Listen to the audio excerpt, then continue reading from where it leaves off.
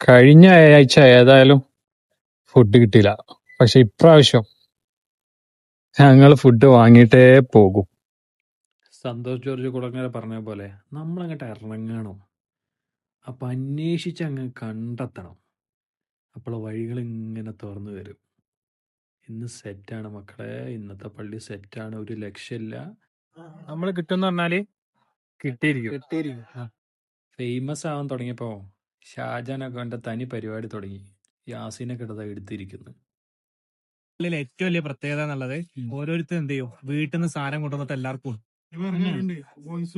ഇവിടെ നമ്മൾ വിചാരിക്കുന്ന മാരല്ല. ഇവിടെ മൊയിലാരെ വയലും പരിപാടിയൊക്കെ ഉണ്ട്. വൻ സെറ്റപ്പാ.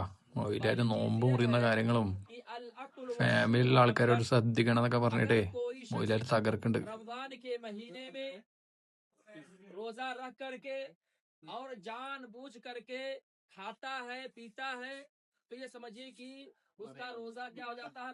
പറഞ്ഞ മനസ്സിലായില്ലേ?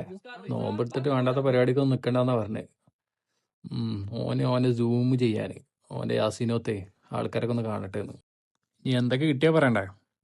ഒരു ബോട്ടിൽ വെള്ളം, രണ്ടാമത്തെ ബോട്ടിൽ വെള്ളം, പിന്നെ അൽമറയിൻ്റെ ഫ്രഷ് ലെമൺ ഉണ്ട്, ഓറഞ്ച് ഉണ്ട്, ഈത്തപ്പഴുണ്ട് സ്വാഭാവികം.